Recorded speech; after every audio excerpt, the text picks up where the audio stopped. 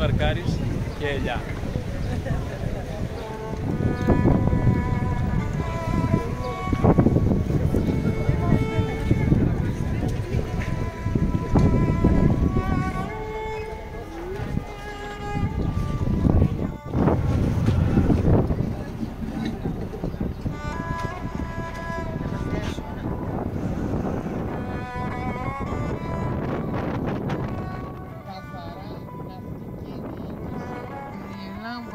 Ακριβώς απέναντι που βλέπετε τα παρατηρητήρια στην πίσω πλευρά, εκεί που κατεβήκαμε, τους γελιστερούς σώζονται ακόμη και σήμερα.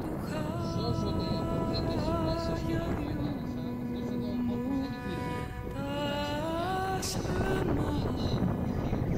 Είναι ηχείος. Εδώ τα πόδια είναι ηχητές γραμμές, γραμμή άμυνας. Δηλαδή έτσι λοιπόν κατασκευάζαν μέσα το Ευρώπη. Υπήρχε το κομμάτι που είναι συμπαγές μέσα στη θάλασσα του γκρεμισμένου. Βλέπετε με πόση δυναμική είναι ο σοφάς που λέγαμε, το γωνίαμα, το βυζαντινό γωνίαμα. Το βλέπετε? Λοιπόν, αυτές εδώ ήταν οι αποθήκες του υγρού πυρ. 3 αποθήκες, βλέπετε χωρίζουν μέσα. Είναι μια παγίδα ψαριών. Εδώ που την έφερε και η δική μου.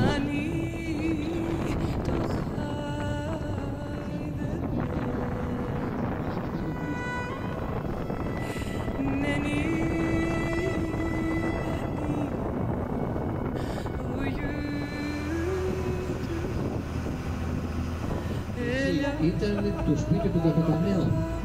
Ήταν δηλαδή μια λέσχη, κτίριο της λέσχης.